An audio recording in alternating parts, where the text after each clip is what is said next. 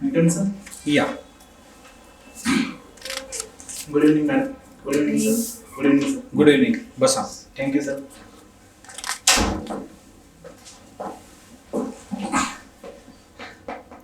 कुठून आलात बरं तुम्ही? सर मी अहमदनगर जिल्ह्यातील श्रीगोंदा तालुक्यात राहिलो आहे. ओके, तुम्ही श्रीगोंदाचे आहात प्रॉपर? येस. ओके. काय वैशिष्ट्य बरं श्रीगोंदाचं? सर श्रीगोंद्याच्या दक्षिणेकडून भीमा व ओढ नदी वाहते.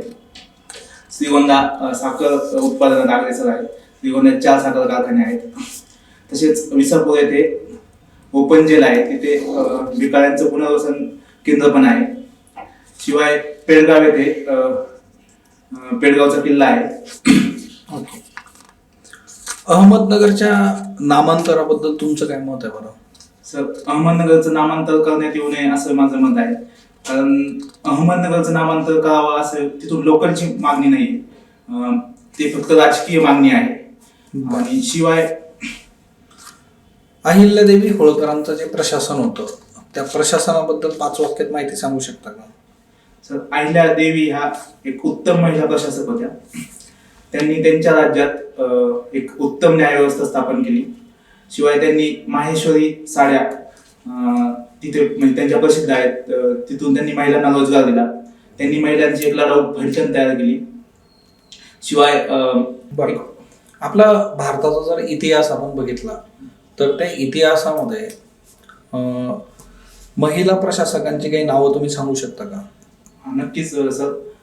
आपल्याला सगळ्यात पहिली महिला प्रशासक म्हणून ओळखली जाणाऱ्या रजिया सुलताना सांगू शकतो आपण. नगरच्या चांदबीबी आहेत. शिवाय ताराराणी आहेत. शिवाय अलीकडे महाराष्ट्राला आजवर महिला मुख्यमंत्री काही लाभलेलं नाही. तसं जर बघायला गेलं तर आपल्याला इतिहासामध्ये महिला प्रशासक खूप प्रॉपरली दिसून येतात. महाराष्ट्राच्या राजकारणामध्ये तुम्हाला राजकीय व्यक्तिमत्वांमध्ये कुठल्या कुठल्या महिलांचं नेतृत्व जे आहे तर ते सांगता येईल बरं? सध्याच्या राजकारणात पश्चिम बंगालच्या मुख्यमंत्री ममता बॅनर्जी सांगता येतील. महाराष्ट्राच्या बारामतीच्या खासदार सुप्रियाताई सुळे सांगता येतील. शिवाय अहमदनगरच्या आमच्या राजश्री राजाळी सांगता येतील. ओके. आमच्या म्हणजे आमच्या अहमदनगर तालुक्यात, अहमदनगर जिल्ह्याच्या. ओके. मला सांगा, यांच्यापैकी तुम्हाला असं कोण वाटतं बरं महाराष्ट्राच्या पहिल्या महिला मुख्यमंत्री म्हणून तुम्ही त्यांना बघायला तुम्हाला आवडेल? सर मला वाटतं की सुप्रिया सुळे यांना मी महाराष्ट्राच्या मुख्यमंत्री म्हणून मला पाहायला आवडेल. कारण त्यांची वक्तृत्व कला छान आहे आणि त्यांना संसदपत्र म्हणून बऱ्याचदा पुरस्कार पण मिळालेला आहे. तुमचं लग्न झालेलं आहे का? सर माझं लग्न झालेलं नाही. लिव्ह इन रिलेशनशिप बद्दल काय मत आहे बरं तुमचं?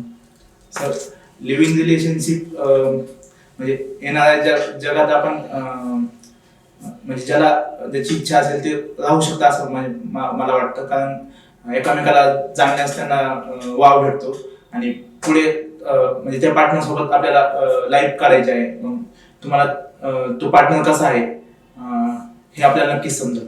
आता मधल्या काळामध्ये लिव्ह इन रिलेशनशिपचे जे काही प्रकरण समोर आलेत की ज्यामध्ये क्राईम मोठ्या प्रमाणावर होताना आपल्याला दिसतोय. किंवा लिव्ह इन रिलेशनशिप जे आहे की जबाबदारी किंवा कायदा ह्या सगळ्या गोष्टी बाजूला राहतात म्हणून त्याला प्रेफर केलं जातं, असं काही आहे का बरं? असं मला वाटत नाही सर रिलेशनचं. कारण ज्याची त्याची मर्जी आहे आणि भारत एक स्वतंत्र देश आहे आणि प्रत्येकाला लिबर्टी आहे की बरं. तुम्ही मला भारत हा एक स्वतंत्र देश आहे, स्वातंत्र्याची तुमची व्याख्या काय बरं? मोरल लक्षात घेऊन आपण आपल्याला जे करायचं आपण करू शकतो असं. बरं. 20 ऑगस्ट याचं काही दिनविशेष सांगता येईल का तुम्हाला? 20 ऑगस्टला राजीव गांधी यांचा जन्मदिवस आहे आणि तो सद्भावना दिवस म्हणून साजरा केला जातो. काय असते बरं सद्भावना? सद्भावना म्हणजे विविध आपल्या भारतात विविध जाती जमाती राहतात आणि त्यांच्यात एक म्हणजे सगळे गुण्यागोविंदाने राहावे अशी त्याच्या मागची भावना आहे. बरं. तुम्ही मेकॅनिकल इंजिनिअरिंग केलेलं आहे. तुमची आवडती कार कुठली? माझी आवडती कार SUV 700 आहे. SUV 700 सध्या ट्रेनिंगला आहे. किती वेटिंग आहे त्याच्यासाठी सध्या? तरी महिनाभराची वेटिंग आहे. महिनाभरावर कमी आलं म्हणजे? जास्त आता जास्त झाले असेल. बरं, किती किंमत आहे CV700 ची? 20 लाखात आहे मॅडम. 20 लाख. बरं. तुम्ही सांगितलं की तुम्ही श्रीगोंदा तालुक्यातून आलेले आहात. ग्रामीण भागातील ज्या महिला आहेत त्यांचे काय काय प्रॉब्लेम्स आहेत? मॅडम, ग्रामीण भागाच्या महिलांचे खाली असे प्रॉब्लेम सांगता येतील की त्यांच्यात ॲनिमिया हा आपल्याला दिसून येतो. शिवाय सॅनिटरी नॅपकिन त्यांना भेटत नाही. शिवाय डोमेस्टिक व्हायलन्स पण पाहायला भेटतो आपल्याला. शिवाय बेरोजगारीचे प्रमाण आहे ग्रामीण महिलांमध्ये. आणि शिक्षण म्हणजे शिक्षणाचा दर पण कमी आहे ग्रामीण. तुमची महिला सक्षमीकरणाची डेफिनेशन काय आहे? महिला सक्षमीकरण म्हणजे सामाजिक व आर्थिक त्यांचे सदृढीकरण होणे म्हणजे महिला सक्षमीकरण असे. आणि राजकीय सुदृढीकरणाबद्दल काय? राजकीय सुदृढीकरण पण व्हायला पाहिजे असं मला वाटतं. बरं. महाराष्ट्रातील महिलांसाठी असणारं खुलं कारागृह कुठे माहिती आहे तुम्हाला? तुमच्या गावाबद्दल तुम्ही सांगितलं की तिथे एक खुलं कारागृह आहे. तसं जे महाराष्ट्रात महिलांसाठी असलेलं खुलं कारागृह कुठे आहे? सॉरी मॅडम, मला याच्याविषयी माहिती नाही. माहिती नाही. बरं.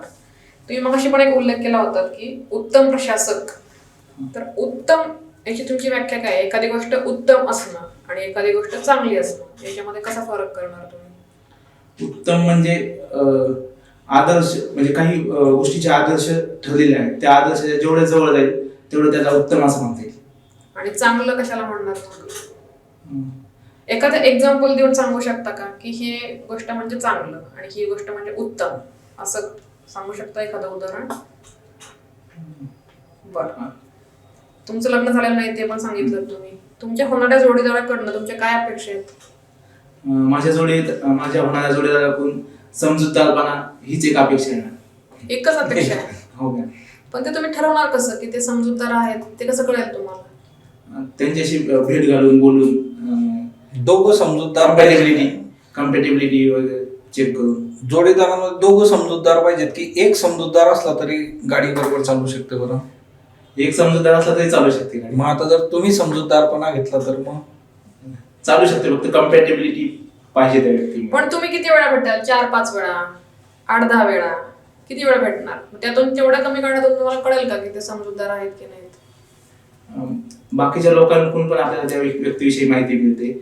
आपलं कुटुंब पण आपल्या मागे असतं आणि कुटुंबाचं पण आपण त्यांच्या अनुभवाचा आपण नक्कीच फायदा घेऊ. समजा असं झालं की दोन्हीकडच्या कुटुंबियांनी तुम्हाला भेटायची बोलायची परवानगी नाही दिली, त्यांनी त्यांच्या स्तरावरती निर्णय येस असं करून टाकला डिसिजन, तर मग तुम्ही कसं करणार? मॅडम, मी कुटुंबाला भेटावं म्हणजे आम्ही भेटावं असं मी त्यांची समजूत काढेन. तुम्ही इंटरकास्ट लग्न करणार का? हा मॅडम, मी जर प्रेम वगैरे झालं तर इंटरकास्ट मॅरेज मी करू शकतो. इंटरकास्ट अरेंज मॅरेज नाही करू शकत का? करू शकतो मॅडम. तुम्ही कुठलं डेटिंग ऍप वापरता का? नाही मॅडम.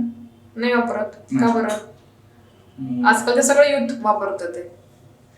मॅडम, माझा त्या ऍप्सवर विश्वास नाही, कारण पुढची व्यक्ती फेक आहे का खरी आहे आपण सांगू शकत नाही. बरं, डेटिंग ऍप्स ठीक आहे तुम्ही वापरत नाही, पण काही उदाहरणं सांगू शकता का? टिंडर एक एक्झाम्पल माहिती आहे मॅडम. तुमच्या हॉबीज काय काय थोडं? सर, माझी ट्रेकिंग ही हॉबी आहे. ट्रेकिंग मध्ये कोणकोणते इक्विपमेंट्स लागतात बरं आपल्याला? ट्रेकिंग मध्ये आपल्याकडे एक छोटीशी दोरी असणे गरजेचं आहे. फर्स्ट एड बॉक्स असणे गरजेचं आहे. पाण्याची एक बॉटल, पुरेसं फूड पॅकेट्स, शिवाय सीझर, परत लायटर किंवा काळीची पेटी, ह्या गोष्टी आपल्या सोबत असणं गरजेचं आहे. ओके. भारतीय प्रशासनासमोर सध्या कोणकोणते चॅलेंजेस आहेत बरं? भारतीय प्रशासनासमोर सगळ्यात मोठे चॅलेंज हे एवढी लोकसंख्या आहे त्यांना सर्व्हिस पुरवणं हे खूप मोठे चॅलेंज आहे. शिवाय जे गरीब आहेत, बेरोजगारी आहे, याला टॅकल करणं हे एक मोठे चॅलेंज आहे. ओके. टेक्नॉलॉजीच्या संदर्भात डीप फेक हे सध्या न्यूज मध्ये आहे. काय अर्थ होतो बरं डीप फेकचा? डीप फेक म्हणजे दोन इमेजेस कंबाईन करून त्याला रिअल आहे असं भासवणं, त्याच्यामुळे एखाद्याची बदनामी होऊ शकते. त्याला डीप फेक असं म्हणतात. कसं टॅकल केलं जाईल बरं ह्या मेनेसिंग फेनॉमेनॉला? डीप फेक म्हणजे आपण जनतेमध्ये तो अवेअरनेस क्रिएट करावा लागेल की प्रत्येक नेटवर दिसणारी गोष्ट ही सत्य नसती. आपण त्याची सत्यता पडताळायला पाहिजे. पण जे सोशल मीडियावर येते ते खरं आहे का नाही, आणि अशा साईट आहेत की तिथं आपण चेक करू शकतो ह्या गोष्टी की खऱ्या आहेत का खोट्या आहेत. आणि फॉरवर्ड करताना आपण त्याचा विचार करायला पाहिजे आधी की याच्यात सत्यता असू शकते का, असं आपण टेकल करू शकतो. डिजिटल इंडियामुळे कोणकोणत्या सुधारणा झाल्यात बरं प्रामुख्याने? डिजिटल इंडियामुळे गव्हर्नमेंटला आहे ना आपल्या स्वतःच्या सर्व्हिसेस पोहोचवायला म्हणजे लवकर लोकांपर्यंत पोहोचू शकतं, फास्टमध्ये पोहोचू शकतं. शिवाय नागरिकांना सुद्धा आता ऑफिसमध्ये जाण्याची गरज नसते, चक्कर मारण्याची गरज पडत नाही. आणि शिवाय डिजिटल इंडिया मुळे म्हणजे लोकांनी कम्प्युटर वगैरे शिकल्यामुळे कम्युनिकेशन वगैरे वाढलेले आहे. बरं, जेंडर बजेटिंग याचा अर्थ काय होतो बरं एक्झॅक्टली? जेंडर बजेटिंग म्हणजे हे वेगळं असं बजेट नसतं, पण त्याच बजेटमध्ये महिलांसाठी वेगळे किती तरतुदी आहेत आणि त्याचं एस्टिमेट काढणं त्याला जेंडर बजेटिंग असं म्हणतात. भारताचा जर प्राचीन इतिहासाचा जर आपण उल्लेख केला त्याच्यामुळे आपल्याला तक्षशिला, नालंदा अशा एन्शियंट युनिव्हर्सिटीचा उल्लेख मिळतो. काय महत्व होतं बरं या युनिव्हर्सिटीचं? नालंदा आणि तक्षशिला युनिव्हर्सिटी हा जागतिक दर्जाच्या, आता जसं ऑक्सफर्ड आहेत जागतिक दर्जाच्या युनिव्हर्सिटी होत्या. तिथं फिजिक्स, केमिस्ट्री, मॅथमॅटिक्स आणि त्या काळात जेवढ्या पण ब्रँचेस होत्या, फिलॉसॉफी, ॲस्ट्रॉलॉजी, सगळ्यांचं तिथं नॉलेज दिलं जात होतं. आणि ते नॉलेज वर्ल्ड क्लास नॉलेज होतं. आणि जगातले बाकीच्या ठिकाणचे फिलॉसॉफर तिथं शिकायला येत होते. ओके, लाईफ मध्ये जे काही डिफिकल्ट सिच्युएशन तुमच्या समोर येतात त्याला तुम्ही कसं फेस करता? काय ऍटिट्यूड असतं तुमचं? सर माझा पॉझिटिव्ह ॲटिट्यूड असतो. लाईफमध्ये याच्या आधी पण अशा सिच्युएशन आले तर आपण टॅकल केलेले, हा दृष्टिकोन माझ्या पुढे असतो. आणि त्या पॉझिटिव्ह ॲटिट्यूड मी त्याचे पाहतो आणि ही जी सिच्युएशन आली आहे त्याला मी बोल्डपणे फेस करतो. ओके, बरं, सध्या काय करताय बरं तुम्ही? सध्या मी वनामध्ये येते डेप्युटी एज्युकेशन ऑफिसर म्हणून प्रशिक्षणार्थी म्हणून प्रशिक्षण घेत आहे. बरं, किती दिवस झालेत बरं तुमच्या प्रशिक्षणाला? सर मला 2 महिने झाले. 2 महिने. कसा अनुभव आहे बरं तुमचा प्रशिक्षणाचा? सर प्रशिक्षणादरम्यान आम्ही टीम बिल्डिंग, लिडरशिप क्वालिटीज असं वेगवेगळ्या गोष्टी वेगवेगळ्या उपक्रमातून आम्हाला शिकायला भेटल्या. शिवाय फाउंडेशनचा उद्देश असा आहे की वेगवेगळ्या फील्डमधले वेगवेगळ्या केडरच्या अधिकाऱ्यांनी एकत्र यावं, त्यांनी त्यांच्यात एक संघीय भावना निर्माण व्हावी. तुम्हाला काही रिफॉर्म सुचवावेसे वाटतात का? किंवा हा बदल जर झाला ट्रेनिंग, जवळपास 60 दिवस तुमचं ट्रेनिंग झालेलं आहे, याच्यात जर हा बदल झाला तर अजून जास्तीचा फायदा होऊ शकतोय त्या काळामध्ये? मला असं वाटतं की फाउंडेशन मध्ये त्यांनी लेक्चर या गोष्टीवर जास्त भर दिलेला आहे. ओके, मला असं वाटतं की फील्ड वर्क जास्त द्यावं, म्हणजे खेड्याला भेटी देऊन रिपोर्ट लिहिणं वगैरे ह्या गोष्टी फाउंडेशन मध्ये केल्या तर अजून म्हणजे ऍक्च्युअल नॉलेज भेटण्यात मदत होईल. किंवा मग ऑफिसला भेट देणं, तिथे ऍक्च्युअल काम कसं चालतं ते पाहणं. त्याच्यामुळे म्हणजे फील्ड फक्त थेरॉटिकल लेक्चर न होता प्रॅक्टिकल लेक्चर झाले तर मला वाटतं की फाउंडेशन उत्तम फाउंडेशन होईल असं मला वाटतं. वसंतराव नाईकांचं कार्यकाळ सांगू शकता तुम्ही महाराष्ट्राचे मुख्यमंत्री म्हणून? सॉरी सर, मला रिकॉल होत नाही. बरं. त्यांचं कार्य जे आहे त्याच्याबद्दल काही गोष्टी सांगू शकता? वसंतराव नाईक हे शेतासाठी त्यांचं मोठं कार्य आहे. सहकारामध्ये पण त्यांनी काम केलेलं आहे. त्यांनी कोयना धरणाची कन्सेप्ट मांडली होती. जलसिंचन सुविधा त्यांनी महाराष्ट्रातल्या सुचवल्या होत्या. त्याच्यामुळे आज महाराष्ट्र एक पुढारलेलं राज्य आहे, शेतीच्या बाबतीत पण पुढारलेलं राज्य आहे. बरं, प्रेफरन्सेस कसे आहेत बरं तुमच्या आता?